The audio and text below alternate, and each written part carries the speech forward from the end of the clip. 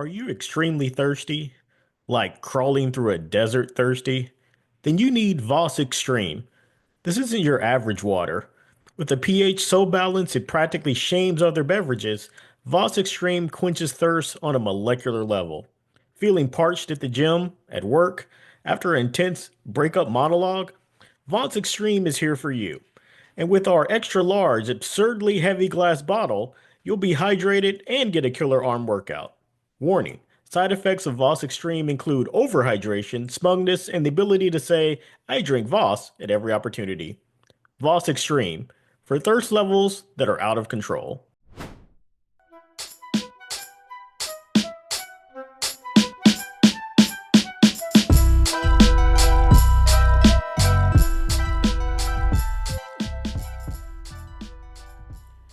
Welcome to Movie Postmortem, where we dissect films of all kinds, whether they're good, bad, or those guilty pleasures we just can't quit.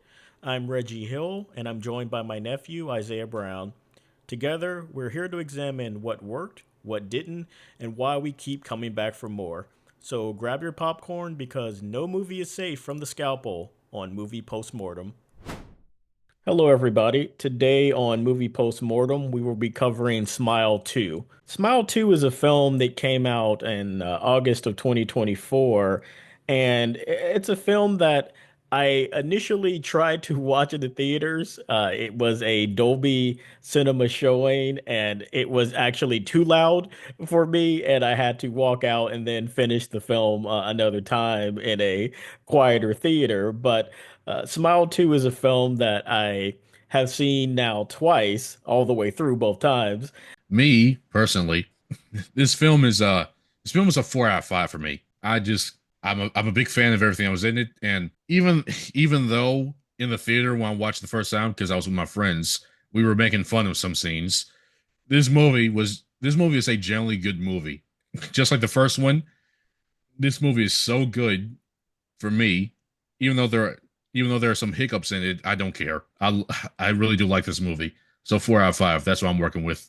Okay, so Smile 2, a film that's a sequel to a very popular film, the original Smile, which came out a couple of years ago.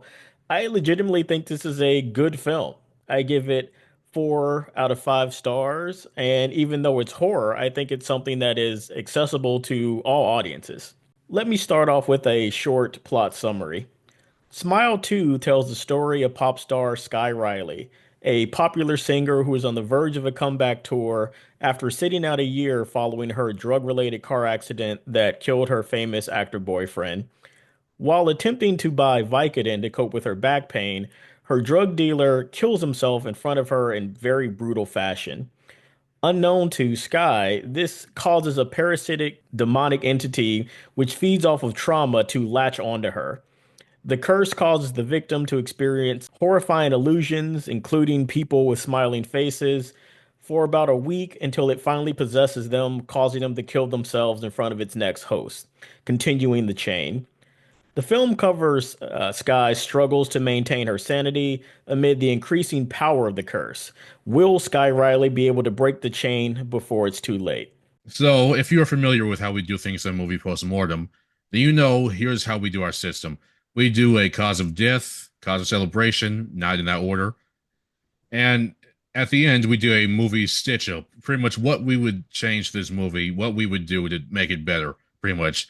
Before we get into that, I raise an interesting question that I believe that since we're talking about Smile 2, we have to talk about it. And here's my question, my co-host. What do you think is actually real in this movie? In Smile 2, I don't think anything is real. I don't think me walking into the theater is real. It Yeah. made me have doubts about everything in terms of how it plays with time, our perception of real events. I think more than any other film I've ever seen, it does a great job of really showing an unreliable narrator. And I have a bit of a nitpick. We can talk about it, at the end about that. But I think that it's great in this regard. With Smile 2, you kind of wonder if anything that I've seen has actually happened. Yes, because this movie, what it does great is it gives you fake outs on top of a fake out with a fake out Sunday on the side, which is which is great. But here's why I ask this: because It's established in both movies, both Smile 1 and 2, that since this demon is in your head and it feeds off trauma, it pretty much has free reign of what for what it can make you do and what it can make you see. As a matter of fact, it happens in this movie like three times to where it makes you think you're doing something, but you're not actually doing it. For example, Skye Riley in her hallucination, I think, maybe, I still don't know if that's real or not.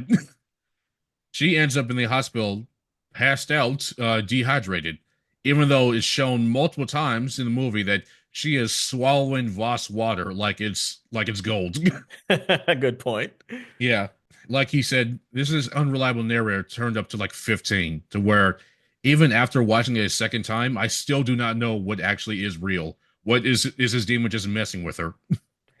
I agree. That was part of my rewatch that I kind of closely paid attention to. The signs that what she was experiencing wasn't real, or maybe some of the parts where I felt it became a little bit too much for me to believe the story and have everything not be real.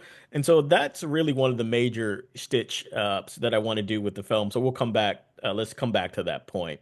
And so, since this is a sequel, maybe we can talk a little bit about the original Smile. And so, Smile 2, just like the original Smile, is a psychological horror film that I felt when I first saw Smile, I was greatly impressed by how good the film was, and it really stuck with me. Like most horror films, it was relatively low budget. It had a budget of only about $17 million, then went on to make over $200 million worldwide. And because of this success, it wasn't surprising that they would have a sequel. And I would say Smile 2 joins just a few films that I believe the sequel is far superior to the original film. Yes, absolutely. That's absolutely valid. Yeah, I think one of the kind of valid criticisms that I've seen about Smile 2 is that it's just a remake of the first film. And first of all, it's not a direct remake. It follows the events of Smile 1 directly. You see what happened to the original protagonist and supporting character in the beginning of Smile 2. But I do think thematically it does tell the same story, but like you said, Isaiah, it's kind of turned up to like level 15. So it's a more intense, a more shocking, a more surreal version of the same story, which I could get some people saying, like, well, if I've seen Smile 1, I didn't necessarily need to see Smile 2. And the interesting thing is, Smile 2 made less money at the box office than Smile 1, and I think that's part of the reason for that. But I also think it's far superior in how it tells the story better than Smile 1. So you get the idea the director was saying, like, okay, I have another shot at this. I'm going to tell the story the way I would have originally, with much bigger stakes, much bigger freakouts, much bigger scares, and everything is just bigger. Yes, Smile 2 does have some similarities with the first movie. And yes, it is kind of the first movie just turned into 11, but but I think that does this movie a good service to where instead of just like making them do things and just seeing what happens, they take the ingredients that works and they put as much seasons, salt, pepper, marjoram, anything, little Worcestershire sauce, and they make it work even better. Yeah, I agree. I don't think anybody who's seen both would say that the second movie isn't better. And I would also argue that this is a rare sequel where if you haven't seen the first film, I don't think it's required viewing to understand. Smile 2, they establish the universe. You understand pretty quickly what's going on, in terms of the demonic entity. You understand those stakes pretty easily. And so you can pretty much hop right in without understanding anything. If, worst case scenario, if you want to read a synopsis of the events of Smile 1 and then hop right into Smile 2, I would recommend that. Okay, so now that we've given our overall scores, and I think this might be the first time, or maybe the second time we've both agreed exactly on the score. We both give it a 4 out of 5 stars. Let's go to our causes of death or celebration. And for me, I want to start with the celebrations on Yeah, this one. So there let you are a go ahead. lot to there are a lot to celebrate about this movie. Yeah, I'll let you go ahead and start. Okay, first off, a huge cause of celebration is Naomi Scott's acting. Yes, She 100%. is amazing in this role. She perfectly encapsulates a character that is losing her grip on sanity and reality, and she, by the end of it, is like, okay, I don't even care if I live or die anymore. I just want this to be over. And she does it perfectly. And it is almost criminal that she didn't get any recognition from this. Yes, that's exactly the same thing I was thinking. Horror usually doesn't get respect at award nomination time. Naomi Scott gave the strongest performance of any actress I've seen last year. She has to portray a character who has moral failings, but we empathize with her because Naomi just skillfully fleshes her out so much so that we see a real person struggling with an escalating mental health crisis while she feels that she has to literally smile for the cameras, her fans, and everyone around her. It's a great nuance and layered performance that, again, it's really a shame that this type of thing isn't recognized. She elevates the material. She did a much better job than she had to be, had to do for this film. She takes what would have been a normal horror role and turns it into a legitimate drama.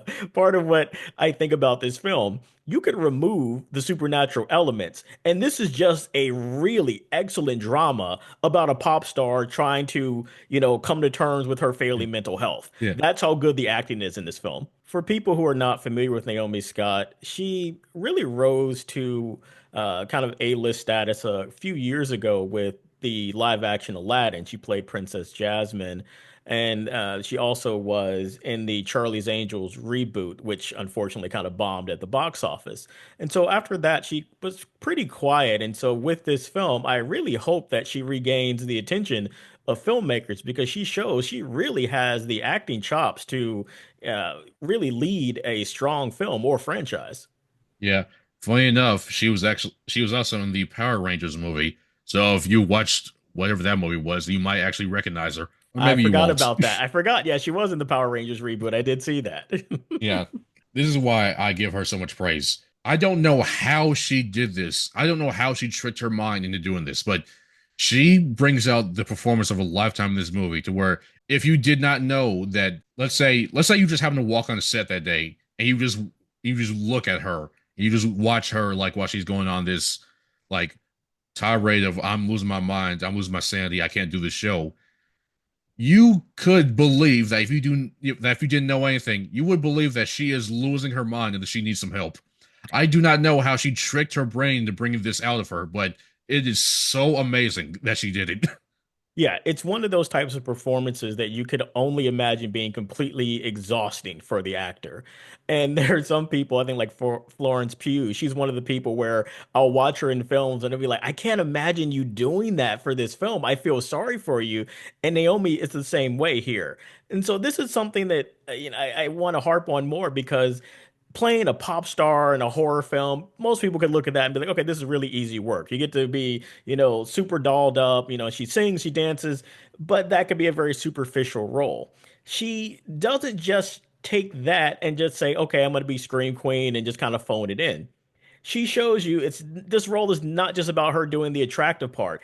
It's about the ugly internal turmoil that Skye Riley is going through. And Naomi portrays that really well. She has to go through a range of emotions, not just extreme anguish, anger, just uncertainty, and even the just more resigned feeling of defeat, not at the hands of a demon, but just her momager, who's running her life, the label heads who tell her what to do. And so, Yeah. again, this is just a really good drama. Yes. And this movie is pretty much like an awakening for people that pretty much put these pop stars on a pedestal, or like people that know nothing about the inside works of entertainment. This movie shows this perfectly to where like Skye, she isn't really like a creator anymore to where she's putting her like love for music or anything into the world. She is a product that these people are using for their gain, especially her mother, which is awful. Number one, that your own mother is telling you like you're gonna do this show, you're not gonna back out of this. I don't care if you're having a breakdown. We're doing this show because we need this. We need this. Exactly. And it's so terrible to watch this and be like, oh man, because like you're thinking like, oh man, even if she beats this demon, now what? Yeah, and I think that's where for me, my second kind of cause of celebration outside of Naomi Scott is just that this is a really good grounded story that even if you remove the supernatural elements, it's still a good story. I'd argue it works even without the supernatural elements. If you just said none of this, including the demonic entity, is real, the story plays out the same way. And so I think that's where it's better than most horror films, where imagine having, uh, a Nightmare on Elm Street or Friday the 13th. You remove the actual horror elements and it's not much there. It's a story about kids sleeping or kids at a camp, But this is just really a compelling drama, like you said, about the ins and outs of Hollywood with a star who is going through a very trying time in her life. What this movie is trying to make you feel for this woman, you will feel it. It would be easy to paint this as a spoiled pop star where the whole time you're rooting for her to fail. You're rooting for her to get killed by a demon. But Naomi Scott makes her so empathetic. You understand, even in her worst moments, that she's a person trying to get better. And that's one of the things I Yeah. think I like about this film is that even when we meet Skye Riley, this is a year after she's had this horrible, car crash that killed her boyfriend. You understand she's trying to get better. She's trying to improve. She hasn't been drinking alcohol for a year. She stayed away from hard drugs. And so this is not just saying, oh, look at this person who's so great and so awesome. You're saying, look at this person who's trying to make themselves better. And I think just grounding the character that way keeps it from being somebody that we actually root against. Yes. Also, it's a testament to her character in this movie that Naomi Scott, Skye Riley, she is by no means innocent. In No. a drug fueled rage, she crashed the car with her boyfriend in it, and they end up in a tree. I think I cannot remember clearly. Yeah. Pretty much anyway, he ended up dead, and she was like she ended up with something going through her midsection. So she is by no means innocent in this. She fully caused the car accident in her like rage, and you have a whole lot to blame her for. If this was a court of law, she would most definitely be in prison. It Yeah. really shows a good testament to how good Hollywood's lawyers are. But despite the fact that she's not innocent, you still want her to win because she is committed to trying to turn her life around. whether Yes. it's whether it's from her overbearing producers and her manager slash mom, or if it's just because she doesn't want to be this person anymore, she still is trying her hardest to not be that Skye Riley anymore. The Skye that crashed her car into the tree and killed her boyfriend and pretty much ruined her body for the rest of her life. Yes, and I think that's where this is different than most horror films where you're just saying like, okay, I can't wait to see this person get killed. This is different. You want her to make it. You want her to get through this. You want her to just be able to go on tour and, regain her popularity. And that's where I think again the real skill of the writing is that we actually care about the main character. And again, I can't say that enough Yeah. in terms of how positive it is. Yeah, I'll take you one further here. It's like you don't just want her to do her tour. You want her to flip off everyone that is telling her what to do, and you want her to take a vacation Yeah, afterwards. exactly. You want Skye Riley to retire from making music and just have a good life. Yeah, because what I've even without the demon, what I've been shown here is that being a pop star is terrible. That's why I'm not a pop star. That's the only reason. Yeah, we said this when we left the theater. I was like, "Hey, buddy, look, if we ever become famous, we're not showing our faces, or are we showing? Or are we telling who we actually are? It's just not happening. We're shutting this down." Let's switch to another call to celebration. Yeah, this is For one. This is one that I have that's personal, and I sure. know for a fact you're not going to agree with me with this. Okay. But a cause celebration for me is this movie's soundtrack. No, And I agree. oh, really? Oh, cool, neat. It's funny because either I have a terrible taste in music, or some of Skye Riley's songs in this movie, they are really good. No, I again, I think that's one of the things that they benefit from having not only Naomi Scott, but somebody really worked hard on the soundtrack. Sky has some bangers that they played throughout the film, and so like that's like part of. brother. New Brain is literally just on my playlist. It's Yeah, on my high exactly. Like priority playlist. that's a really good song. And in movies where they have to have like a fake pop star and other things, you don't have to really try that hard. But I think they really worked hard to make Skye Riley sound and look like a legitimate pop star. It's funny, Yeah. another movie that came out last year, Trap, has another fake pop star, Lady Raven. I'll always say I'm Team Skye Riley. Lady Raven's her songs and production was nothing like Skye Riley. Oh, absolutely. it's just amazing because they didn't I imagine like Trap, they didn't have to try that hard here because you're here for her spiral downwards from Sandy. But they take Naomi Scott's talents as in singing and they were like, okay, we're not gonna have to do this. We're gonna make these good to where her songs on YouTube have legit millions of views and thousands of likes from everyone. Yeah, and that's where I think when you look at what the Smile franchise has done in general, they probably spend a lot more in marketing than they do actually making the films. And it was kind of controversial, like even for the first film and for the second, they pay people to go around Yeah, the country and actually smile in the background of, live shots and other things. So you could be watching like an NBA final, like why is that woman smiling so bizarrely? They're like, oh, that's just promotion for Smile. And they really promoted Skye Riley as if she was a legitimate pop star. She has she she has a legit websites, Spotify account. yeah. And so yeah, like I really think that type of immersion is really fun, and I like when films have an opportunity to do that. It makes sense here because again, it's about a singer, and we have so many ways of following singers. But yeah, they put a lot of work, and this film has a lot of the things I like to point out, where it's like it's a lot better than it had any need to be or right to be. That's again the performance Naomi Scott gives, the ability of the filmmakers to make Skye Riley songs and websites really good. Like they didn't have to, but I really appreciate that they did. It Oh, really makes it better. absolutely. I'm shocked. You thought that I didn't like New Brain. New Brain slaps. I, I'm disappointed in you, Isaiah. I got good taste in music. I like a large range of things. well, most of my kinds of celebrations are things that I just think personally, and you just happen to have the same opinion. It's funny. Like I told people, one of the interesting things about me, somebody be like, "Wow, you like that one song? Do you like the artist?" I was like, "No, no, I'm not gonna ever say I like a lot of artists. Most of the music I like is music that I learned about and heard in a movie." And so like it's very random in terms of what might be on my playlist. I'm like, oh yeah, I really like that song. I may not like anything else that artist has, but that song, I really loved it. One of the other things that I like about the score, and this might be a bit depraved, when you understand that this is a film about music, the music plays an important role in it. You hear Skye Riley songs throughout the film. As I said before, it has a very kind of unique, foreboding, almost electronic, music score throughout that's very unnerving.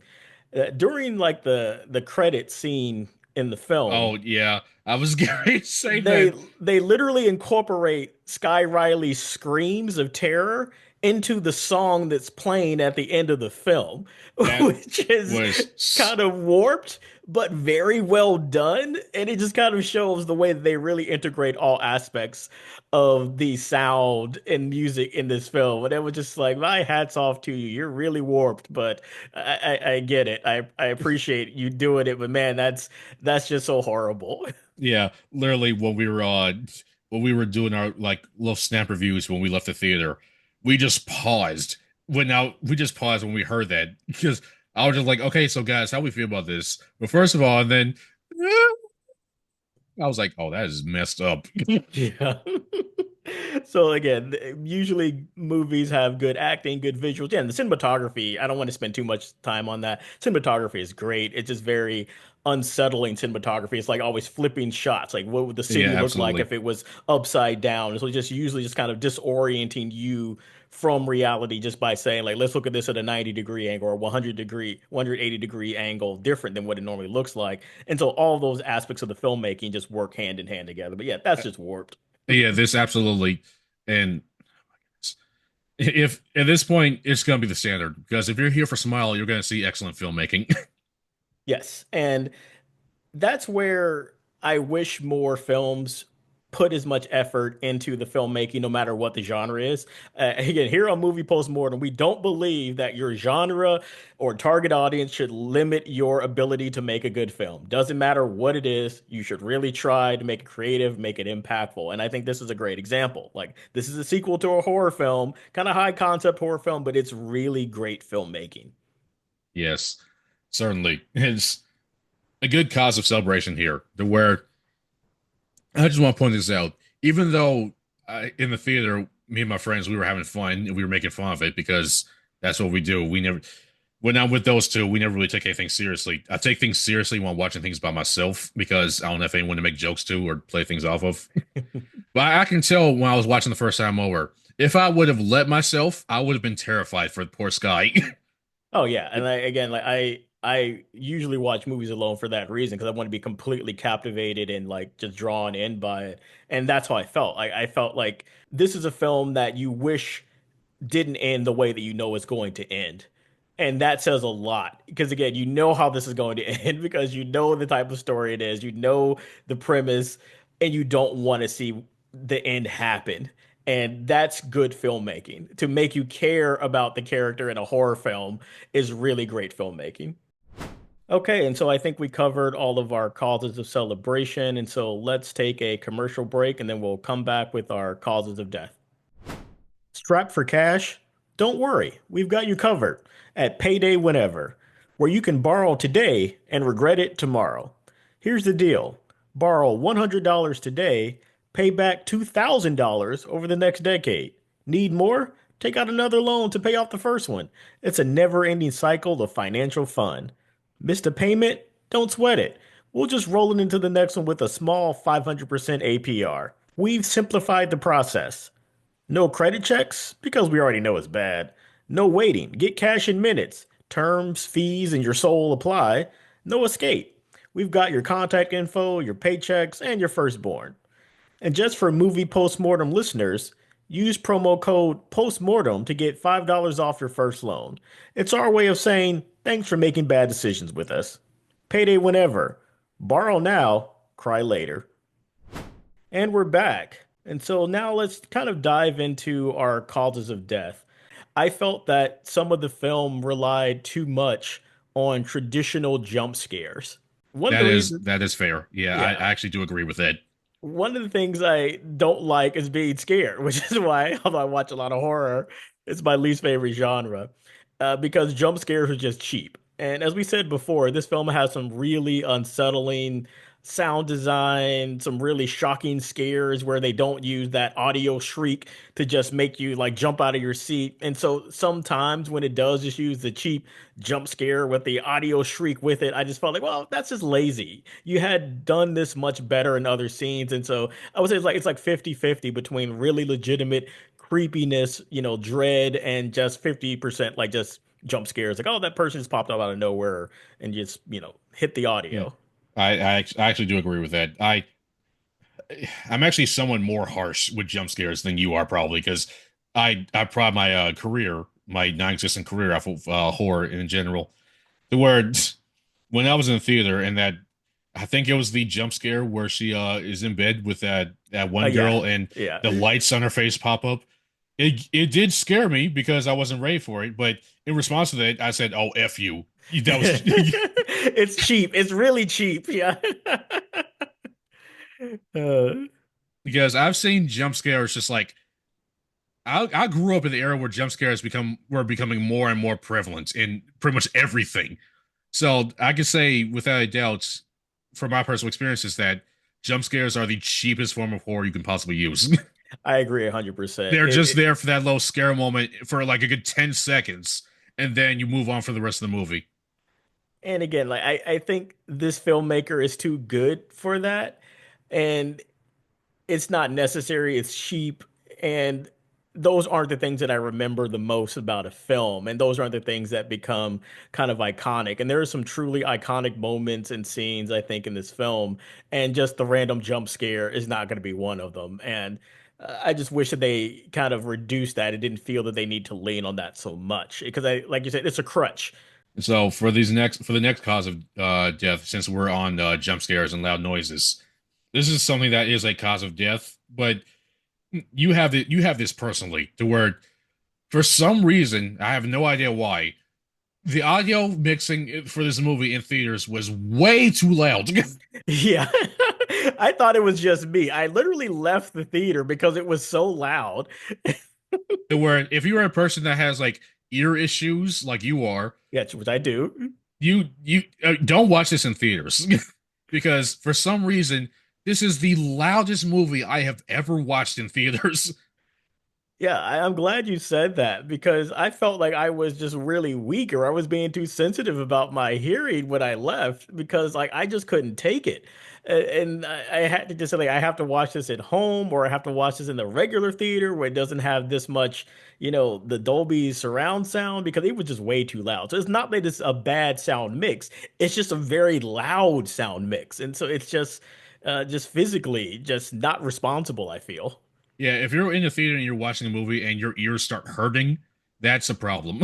Yeah. So like, and I don't understand what they were going for with that. and I can tell this is an issue here because I've heard this from multiple sources from people. Multiple people saying like, "Oh yeah, this movie was way too loud for what it was." Because you said it, and I went online and saw people snap reviews of it, and they were like, "Oh yeah, this is the loudest movie I've ever watched." I was like, "Okay, so what's happening here? Either the director wasn't conscious about how loud this actually was, or the theaters are turning this up past 11 for some reason." Yeah. And I think theaters aren't going to do that. It's just because Yeah. they were like, So it's too yeah. expensive. So here's the issue. I don't know who to blame here. But no, I'm glad you brought that up because yeah, like that literally kept me from watching the film all the way through the first time was because it was too loud. Yeah, it's funny because it says how much I actually love this movie to where when you told me that I had to leave, you're like, hey, I because I literally called you the moment we left, and you said, oh, I had to leave them. I had to leave the movie. I was legit upset. I was like, what? What do you mean? Yeah. And then you're like, oh yeah, it was too loud. My ear was hurting. I was like, oh okay, I'm calming down now. I understand. You like understand. Good call, good call. Yeah, Uh, yeah, and I think that's the thing that people have to think about, like these directors. They might have an ideal setup that they're using when they're mixing the films for their own use, but when you're, sending it out to random theater where the employees may not follow your instructions about how to do the sound mixing or what volume it should be at, it's the actual patrons that are going to suffer. yeah, absolutely. Do I we don't have another cause of death for No, this I'm gonna film? say like I don't have any other causes of death for the film. Again, I thought it Yeah. was really good. Those are just kind of a few big ones. And I think everything else is just kind of script stitch ups that I might Yeah. suggest. I only have one real script stitch up idea for Smile 2. As I said before, I think overall it's a really good film. But as we discussed earlier, and this is spoilers again, that you should watch this movie before you listen to this. The the demon creates a person for Skye to talk to tell her how you could possibly kill the demon. We have a plan, and then the demon pulls the rug out from under her, and you learn that this person, this whole part of the story never actually happened. I didn't like that. I got it. Again, that's something that happens in the first film where the demon tricks or the demon tricks the protagonist into thinking they're actually winning.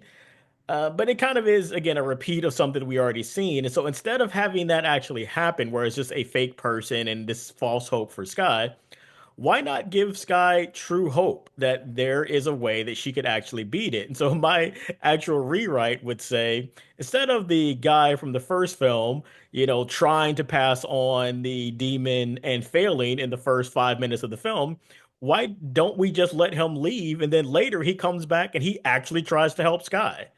I thought it would have been a better way of kind of using that character and actually giving Skye hope of actually surviving, not being this all a trick. The demon could still win, Yeah. but I also felt that it wouldn't just write off that character within the first 5 minutes of the opening.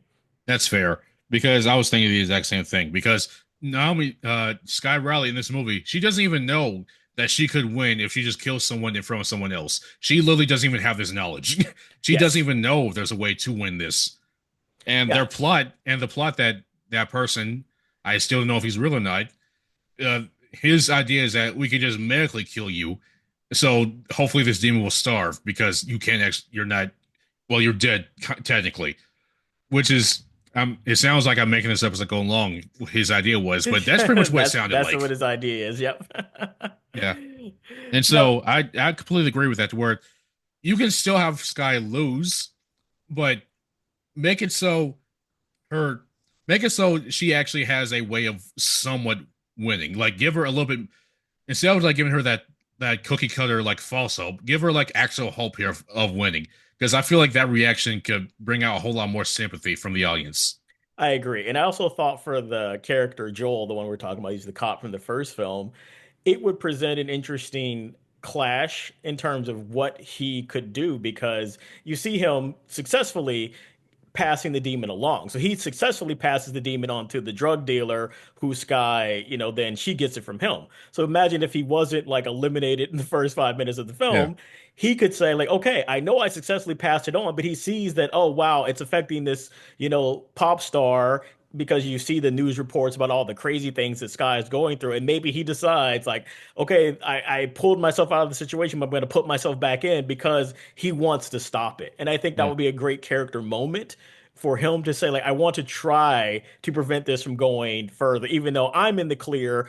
I want to actually stop this before it gets worse. That is a valid stitch up there, but before I just want to step back into like reality here Yeah. real quick. Like first of all, how would he even know her? he, like Everybody like knows Skye Riley. number one, like yeah, yeah, the same way I know of Taylor Swift. Yeah, sure. Yeah. He's a Like cop. They could just walk into places. this is a fair thing, but I think it's implied from the first 10 minutes that even though he is a cop, I'm assuming that he stepped back from the force because that's what I'm assuming because he didn't have a badge or anything when he raided that one drugged in. But even though it would be for a better experience watching it to have Skye have a better hope for this outcome. I don't see how we could move the cop into her life and have it make sense I agree. because It would be kind of convoluted to happen, but again, I could see us easily saying the cop sees the videos of Skye going crazy. He picks pieces together, what's happening, and all of a sudden well he introduces himself to her, and it goes well from there. well I'm gonna push back on it a little bit. She was going crazy even before she was infected. Yeah. Remember, she had that leaked footage of her like freaking out on drugs. Yeah. All right. Again, like it's just the simple thing that in the film you see her agree to meet a complete stranger just because he says like, "Oh, were you at the guy's apartment?" So I can imagine the cop having that same type of connection. Like, were you at that apartment? Like when this drug dealer, dies. So again, I Well, agree. It would take some work, but I agree. Giving it seems like we've agreed that giving Skye some real hope would have been, yeah, improvement in the I story. think there's just an issue with us because we don't know how we could give her hope here. Yeah. Because even with the limited hope she had from what's his name, we both still don't know if he was even real or not. Yeah.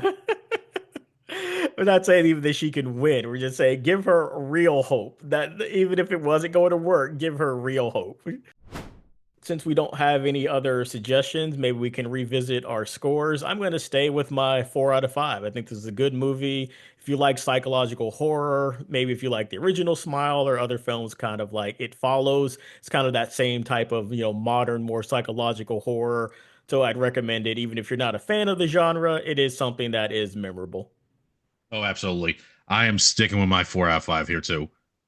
I genuinely hope that the next movie, Smell 3, is as good as this one. And if it won't, we may do a movie postmortem literally an hour after we get back from watching it. Okay, that's it for this episode of Movie Postmortem. Don't forget to like and subscribe and give us 5 stars because even bad podcasts deserve a good review. Remember, whether it's good, bad, or just a guilty pleasure, every movie deserves a postmortem. Thanks for listening. We'll see you next time.